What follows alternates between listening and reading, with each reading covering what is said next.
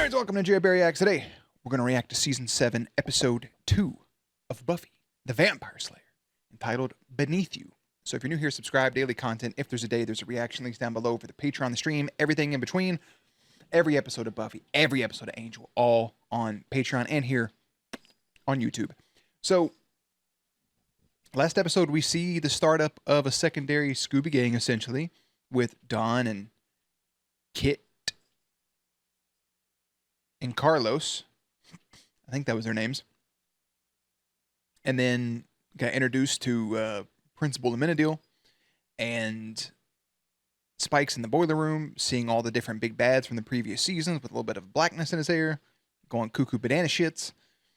And yeah, it was a promising build-up. It was a promising start. We get people in different places. Willow, of course, is therapying out on the countryside with Giles. I think that's about it. So, one second here. Okay. We can go and get into it. I'll put Jerry behind the scenes. And let's watch. Pink hair. Oh, it's like Blade. I think that is part of why Blade was so successful outside of good story and, you know, good actors. Was vampires, vampire hunting, and techno all together. It's beautiful. It just works. Saying shake that ass and techno sounds. You know, that is 2 episodes now. I didn't even think about that after the end of the first episode because so much shit happened where they have hunted down and killed somebody. What's that about? From beneath you,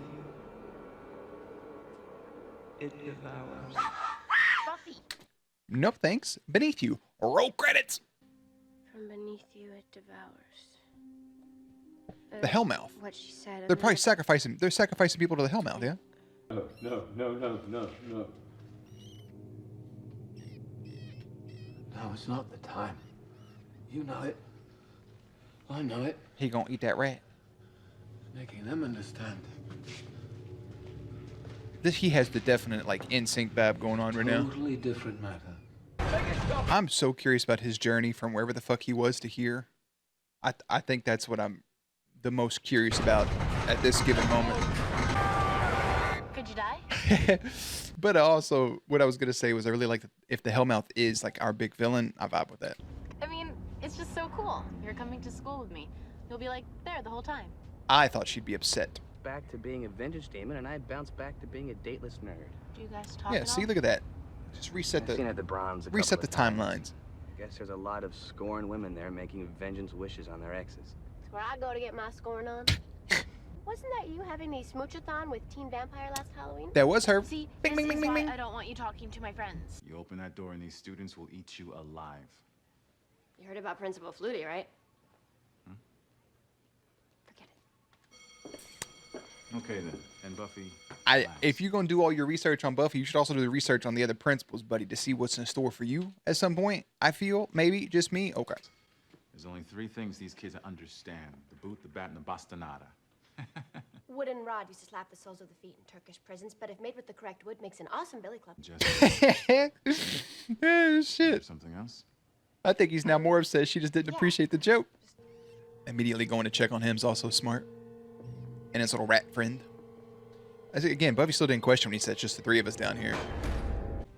It's weird Willow being separated from Buffy and them, but it makes sense. I mean, kudos to them for somehow managing to keep their friend out of prison, by the way, for murdering people. Because, like, you know. Learning to hone your powers, and still there'll be no way of knowing for sure that the friends you left behind you are still your friends. Sure. Xander is for sure. I feel like they all would be. I'd love to offer you some guarantee that you'll be welcome back to Sunnydale with open arms, but I can't. You may not be wanted, but you will be needed. That's a bar. He's such a good dad. Walking with an umbrella for somebody is always awkward too, because it's like, what if you walk faster than them? What if they walk faster than you, or slower, vice versa? I don't know what I don't know, man. Is it weird not to own an umbrella? Because I don't. Or a poncho. I have ponchos in the car in case of an emergency, but like, if it's raining, I'll just walk through the rain, I guess. Or I just won't go anywhere. I don't know. Maybe I'm weird. Rocky, come on. Rocky knows Do your things you business don't. So I can go home. Shouldn't you be upset your We dog hear just things in died? this town living here in Sunnydale, but nobody actually believes them. There are those people, there may be some of you actually watching that don't think an animal is like a part of your family. Like if something happened to your animal, you just wouldn't give a shit. My cats are pretty much children. My growing up dogs were family. Like that was a part of the family. That wasn't just the family pet. Like that's a part of you. There's a sneeze brewing.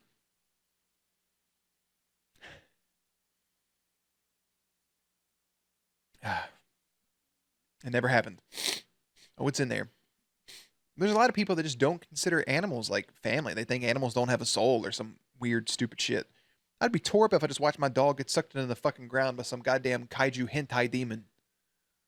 Are you kidding me? I had an ex once, and there was a dog, and he was sweet, and he loved me, and he liked sitting in my lap. They didn't line up on the furniture. I understand to an extent, but at the same time, you're going to have an animal in your house, a dog or cat, or whatever you have, and you don't want them on the furniture. You don't want them sleeping in bed with you. They're supposed to walk around on the floor and sleep in a cage. Anyways, I didn't like him up on the couch. I'm sitting on the couch. The dog is sitting on my lap. And they were just like, no. And I'm like, oh, that's okay. It's your house, your rules. I respect it. But then they said, there used to be 2 dogs. And the girl dog was too affectionate. She followed people everywhere and had to cuddle up with you or she cried. So they got rid of it. A brother and sister. They got rid of the sister. And then just got rid of the dog shortly after. No emotion, not a care in the world. You know how fucking sad that is? To each his own. You live your life the way you want to. I find it a little cruel. I don't like people that adopt animals and then get rid of them, shortly after. Now, if you get something and you realize it doesn't fit your living conditions, that's different. Or you can't give it the proper care, that's different. But a lot of people get it. They're like, oh my God, this is actual responsibility? And they just give it up. I don't get you. I don't understand you, nor do I want to. But by all means, your life, you live it. I got no fucking say in it. Just stop buying black cats around Halloween and stop gifting pets for birthdays and Christmases. Because it always just ends up right. Stop getting bunnies for Easter. They always go right back to a shelter, right back to a pound, right back to a humane society. It's ugly business. Think well and hard beforehand. Play Nintendogs or something. No, that's okay. No, you don't have to. Miss you. If your dog is alive, we're gonna find I him. fucking hope so, The dude. only thing that I need is a little. What you need is help. Fortunately, you've got me. Brother, fucking what? 2 things are about to happen. Xander should probably get up in his face. And Don should probably not be happy that he's there. Back from commercial. My man done stopped, got a haircut and a dye job, and then came back ready to go with a small-ass t-shirt on. Sure. Whatever you want. Right. Because that seems to be the only time you let us in, Buffy. Whenever you want. Now, in fairness God to Buffy, damn. Spike. Okay, guys. Poor Nancy. Yeah, she's like, yeah, we should probably do this privately, actually, on second thought. Well, I've got a soul, and it's up inside me. Everything about you is wrong. God damn, son. All right, see you later. But something is coming. Buffy, by the way, has absolutely every single right to feel that way. Don't let my little snide remarks or little quick jabs take away anything. Obviously, we saw what happened last season. If you've watched this far, you already know what's going on. You're not watching this for the first time with me. And if you are, go back and watch the other episodes. We know what Spike tried to do to Buffy. We know. We're fully fucking aware. We were there. Buffy has every right to feel every ounce of disdain and not want him in the house to begin with. For a TV show side of it, I'm not going to do a real life side of it. Probably does need help. And unfortunately, that is the person that needs to help her. my stance on it is I think it was bad writing. Not this, but what happened. But still, we'll leave it there. Girlfriend always this commanding? Who? Buffy? Oh, no. See, I mean, she's a girl and she's a friend, but she's not my girlfriend. Xander? Little Jewel? Spike and I will. You gonna pair Xander with Nancy? Not gonna repair the Anya thing. Do not put Xander and Buffy together, by the way. Don't do it. Don't fucking do it. I'm Command Central, so everybody checking with me. I just want to say that Okay. I'll be here doing my homework, but the other one sounded cooler. Xander as Buffy's best friend, one of her best friends. I think her best friend is probably Willow, but as one of her friends, right? Knowing what Spike did, this is after Spike hooked up with Anya, right? This is after all that stuff, after he had his confrontation with him. I'm pretty sure this is the first time he's seen Spike since that happened. If I'm Xander, okay, this is where I say he flip-flops sometimes. I get playing a passive role, especially in front of a stranger. Not mad at it. What I would have liked to have seen right there from him is more aggression or just something. If I'm Xander and the person that tried to rape my friend was standing there, this is the first time seeing them since that incident, brother, I am in your face. I'm swinging on you on sight. On sight. If Xander just would have got up, cracked him in the face, grabbed him by the shirt, and pushed him up against the wall and said, "What the fuck are you doing? Like, what are you doing here?" Or even pushed him through the door outside. Like, you don't belong here. And then Spike gets up and tries to brush it off, and Buffy's like, "It's okay, it's okay." Spike or Xander just takes like a chill pill on the back end. Just saying. Touch her. You're gonna wake up on fire.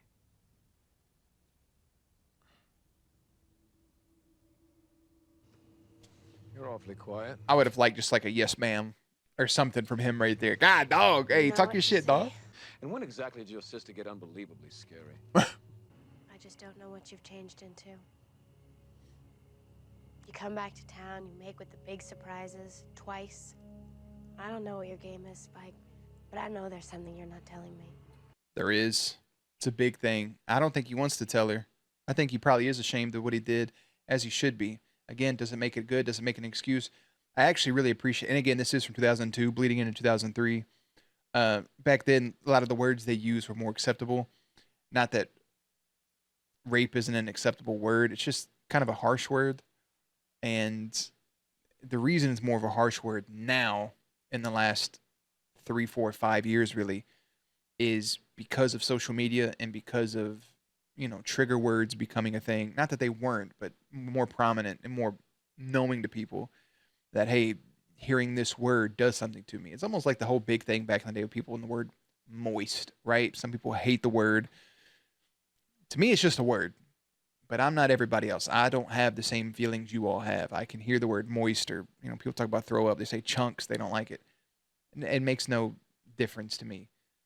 But to some people, whether they've been assaulted or not, hearing that word is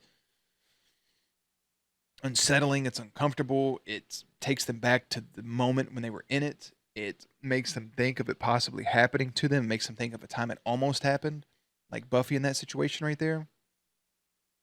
It's a harsh word, and I'm glad it is used very bluntly here, because it does bring more attention to it, and it reminds you of how serious the topic is. So that's all. Might instead give you a call sometime. Nancy, Check in? No, actually, I'm hitting on you. Nancy, straightforward. Very listed. And I'm really pushy, so that works out well then. Nancy got vibes like she's a bit crazy though, bro. Good night.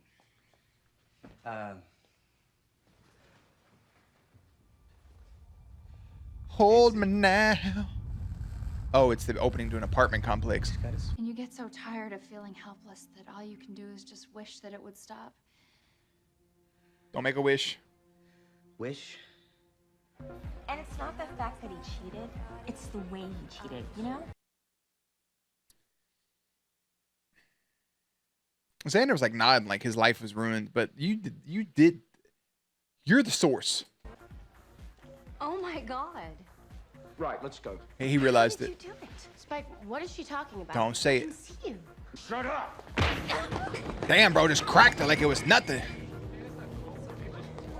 She's like, yeah, I'm out, bro. Domestic violence. I had a boyfriend that did that. I ain't doing it. At the pool table. Ooh, there's her real face. God damn, it looks crazy. I am so gonna kick your ass. I like the little heart on her nose. Right, bitch. And now the worm is gonna try to freak you, girl. Run. Put your heelys on. Oh yeah, we're just standing there and watch you get closer. Looking for a little death.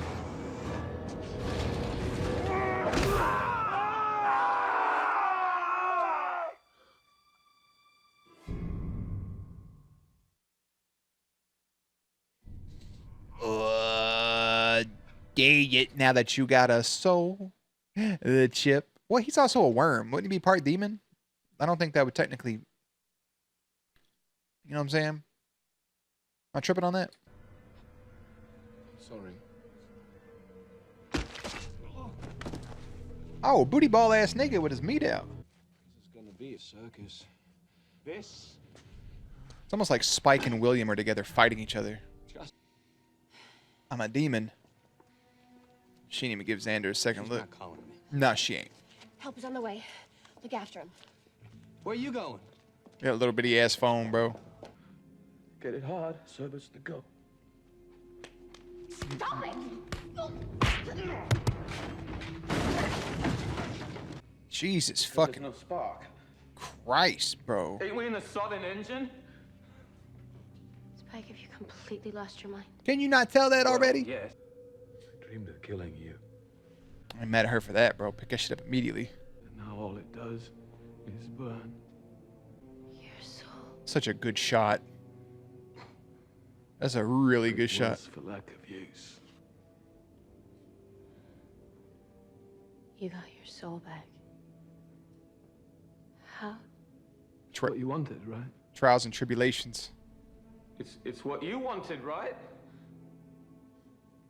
He looked up at the damn cross at that one. And now everybody's in here talking everything I did, everyone I and him. Him being It Spike. together to hell. Well, they actually kind of already showed us who everybody else. So he's talking about the villains, right? Right. He's talking about the Master and Drew and the Mayor and Adam and the yabba dabba doo, Glory and Warren. Right. That's all in his head. He will be loved.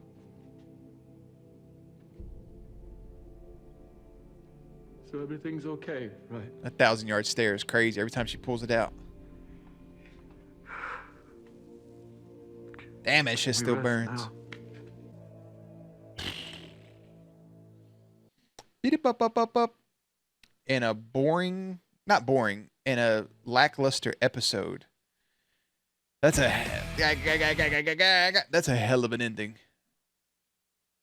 That is an absolute hell of an ending. I wouldn't say it. Not boring was the wrong word. I didn't mean boring in any stretch of it, and it didn't really even mean lackluster, I guess. But it definitely did feel like it was just kind of showing us Anya as a vengeance demon, and it's showing us Nancy, who I don't know if is going to return or not. We didn't get Kid or Carlos.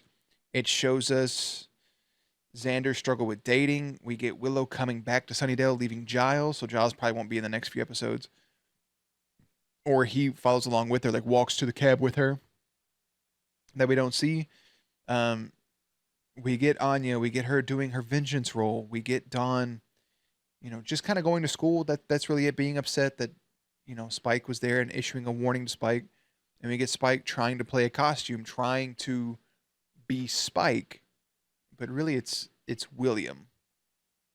Like that's who that is. With a soul. But now he has all these other people in his brain. I also think he has Spike in his brain. Ruthless, violent Spike is in there along with everybody else. like you said, I wish Angel would have told me about how bad all this stuff would be.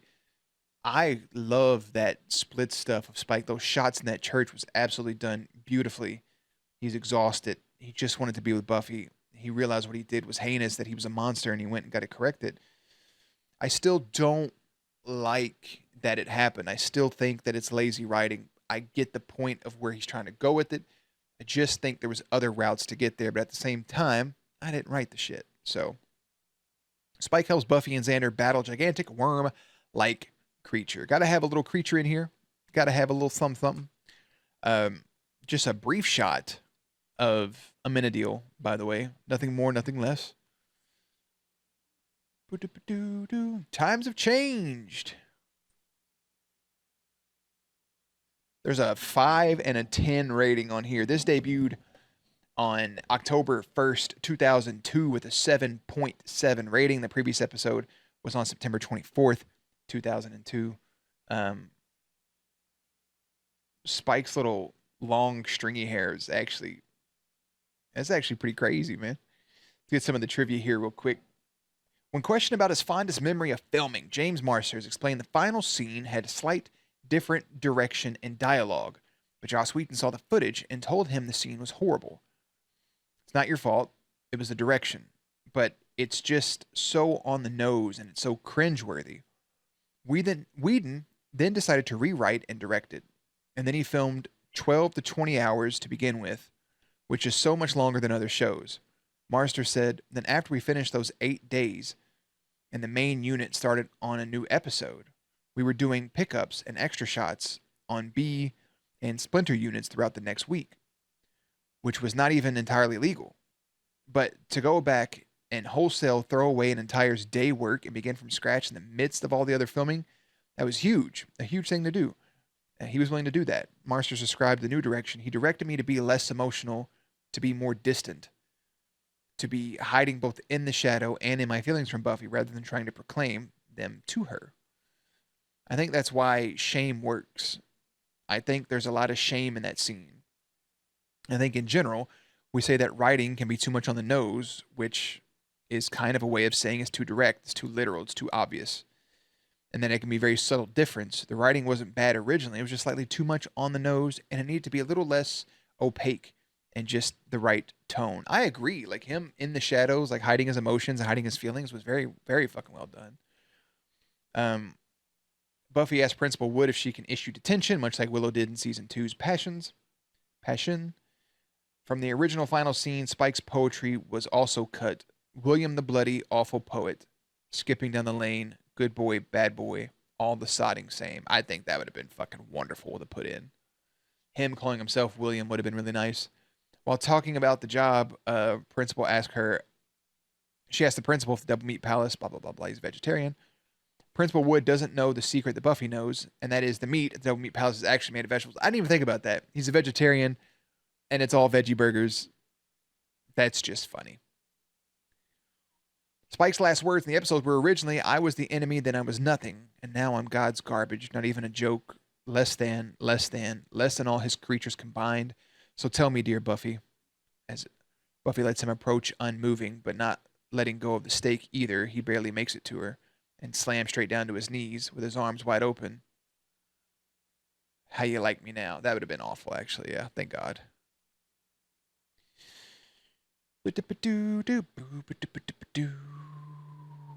episode parallels to Angel 1997, and the one after Buffy finds out Spike has a soul. He drapes his body and burns in a cross. In Angel, after Buffy finds out that he is a vampire with a soul, they kiss, and we see the cross that Angel gave her searing his chest.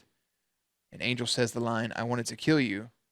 And in this one, Spike says, I dreamed of killing you. Very nice.